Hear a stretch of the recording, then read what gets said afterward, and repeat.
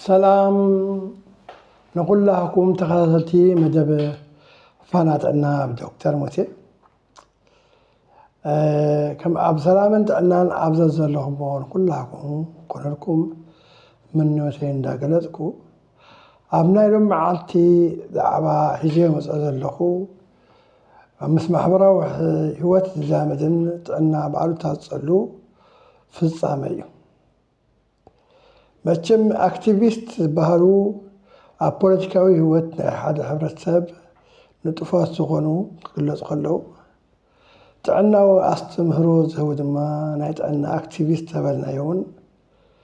እዚ ውሕዶም ኣይኮነን እምበር ናብቲ ጉዳይ ክመጽእ ከምቲ ኣብ ዝሓለፈ ተፈላለዩ እዋናት ክገልጾ ዝፈተንኩ ጥዕና ሰለስተ ዓንዱ ኣለዋ ኣካላዊ ማሕበራዊ ጥዕናዊ ኣእምሮዊ እቲ ማሕበራዊ ዝምናታት ስጡምን ልዝቡን ምዝኸውን ሰብ ተዛንዩ ዘይዝኾነ ስክፍታን ውሽጣዊ ራዕድን ክንቀሳቐስ እንከሎ እቲ ኣካላዊ ጥዕና ድማ ነፍሲ ወከፍ ክፍሊ ሰብነት ኣካል ንቡር ነጥፋታትዎ ብምስልሳል ሰብ ቃንዛ ዘይብሉ ህይወት ንኽመርሕ ይሕግዞ እምበር ኣብዚ ናይሎም መዓልቲ መሪፅዮ ዘለኹ ኣልኮላዊ መስተን ኣብዚ ከተማና ከተማ ካምፓላ ሃገረ ዩጋንዳ ብኤርትራውያን መንእሰያት ዝረአ ዘሎ ዘይንቡር ፍጻመ ማሕበራውን ስምራሃቱን ፖለቲካዊ ፅልዋታቱን ምስ ጥዕና ዘለዎ ኩነታት ብምዝማድ ወስ ክብል ክፍትን እየ ኣቐድማ ኣቢለ ነዚ መደብ ከቕርብ ክሓስብ ከለኹ ሓንቲ ጥቕሲ ዋና እኳ ይዝክራነ ዓለም ክፍእቲ ዝኾነት ክፉኣት በዚሖም ዘይኮኑስ ሰባት ክጋግዩ ከለዉ ያዕ ዝብሉ ስለ ዝወሓዱ ወይ ስለ ዘይበልዮም ዝብል ጥቕሲ ካብ ሓደ ፅሑፍ ነቢበ ነይረ ሕጂ እውን ነዚ ኣብ ከተማና ዝረአ ዘሎ ዘይንቡር ባህርያት ኤርትራውያን ፅልኡን ስምራቱን ካብቶም ፈፀምቲ ሓሊፉን ኩሉ ማሕበረሰብ ባዕሉታ ብምዝላው እቲ መንግስቲ ሓደ ፖለቲካዊ ውሳነ ዝወስን ድማ እዚ በሻሓት ዓቂቡ ዘሎ ህዝቢ መኸዚ ምዕቆብና ብዘይብሉ ዞርሞ ከም ዝኸውን ምስ ዝርኢ ብሰንኩ ክመፅእ ዝኽእል ጥዕናዊ ማሕበራዊ ኩሉ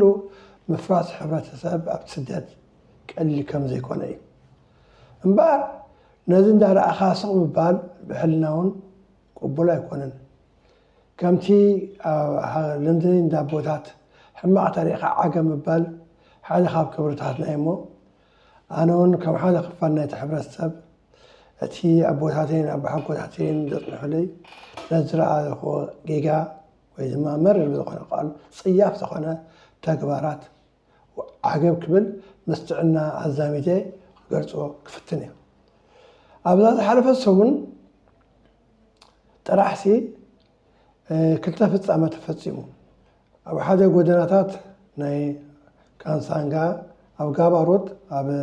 ፍሉይ ሽሙ ኣብ ሶያ ብመስተ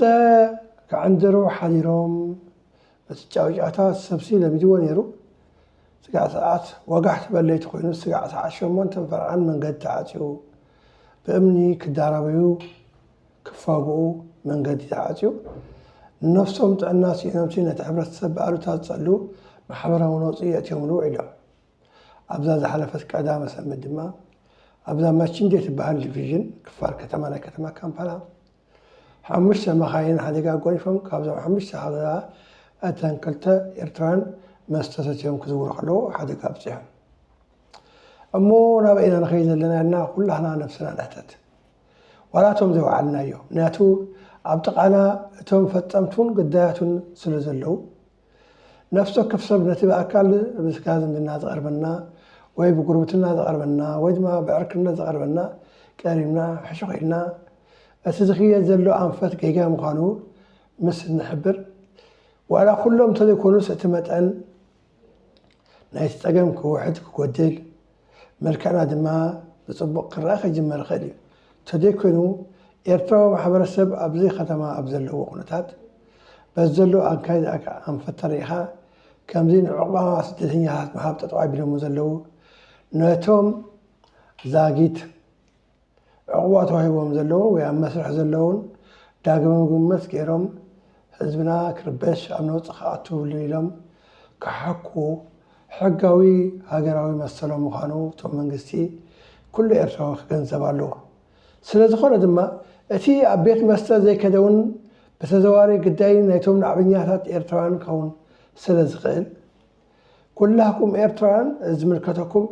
እቲ ብውልቂ ካብ ፀቕጢ ድዩ ወይስ ካብ ፅጋብ ብዘየገድስ ምክንያቱ